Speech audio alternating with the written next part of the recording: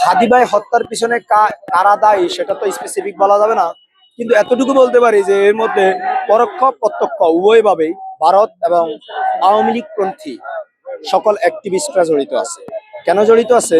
কারণ হাদি ভাই হত্যার পরবর্তী সময় থেকে আওয়ামী লীগরা এক প্রকার উল্লাসে মেতেছে, ভারত এক প্রকার উল্লাসে মেতেছে। ভারত নিয়মিত ফার্স্ট টার্গেট যদি হাদি ভাইকে করা হয়, সেকেন্ড টার্গেট তাকে সালাউদ্দিন আহমেদ। প্রশাসন যদি সঠিক কোনো জবাব না দেয় 7 তারিখের ভিতরে, তাহলে সেই সম্পর্কে জাবের ভাই বলেছেন যে 7 তারিখের পরবর্তী সময় থেকে এই ইন্টারিম যে সরকার আছে, সরকার পতনের ডাক আসবে। যদি সেটা আসে তাহলে সেটাই পালন করা হবে ইনশাআল্লাহ। দেখেন, ভারত প্রতিবেশী এবং সে আমাদের কখনোই ভালো চায় না।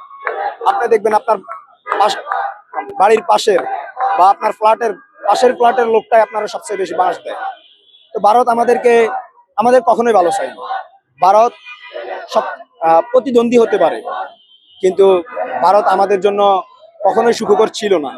এবং আপনি দেখবেন আমার দেশের যত প্রকার টেররিস্ট আছে, সকল প্রকার টেররিস্টের সবচেয়ে নিরাপদ স্থান কোথায়? ভারত।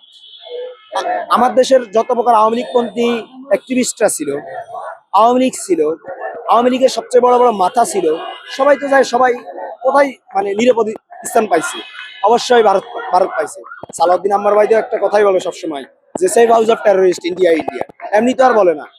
অবশ্যই এর মধ্যে যথেষ্ট কারণ রয়েছে এবং কারণের ভিত্তিতেই তিনি বলেন যে save house of terrorist India India, save father of terrorist Modi Modi. Modi তো অবশ্যই, কারণ মোদি ওই দেশের প্রধানমন্ত্রী। মোদি যদি না চাইতো তাহলে তো আওয়ামী লীগ কখনোই ওই দেশে গিয়ে আশ্রয় নিতে পারতো না। আবার মোদি চাইলেই তো শেখ হাসিনাকে বাংলাদেশে ব্যাক করে দিতে পারতো, আমরা তাকে বিচারের মুখোমুখি করতে পারতো। যেহেতু তারা সেখানে সেফ দিচ্ছে, তার মানে বোঝা যাচ্ছে যে তারা আমাদের কখনোই ভালো চায় না। যদি ভালো চাইতো তাহলে যারা আমার দেশের 2000 ছাত্রীকে হত্যা করেছে তাদেরকে সে কখনোই সেফ দিত না।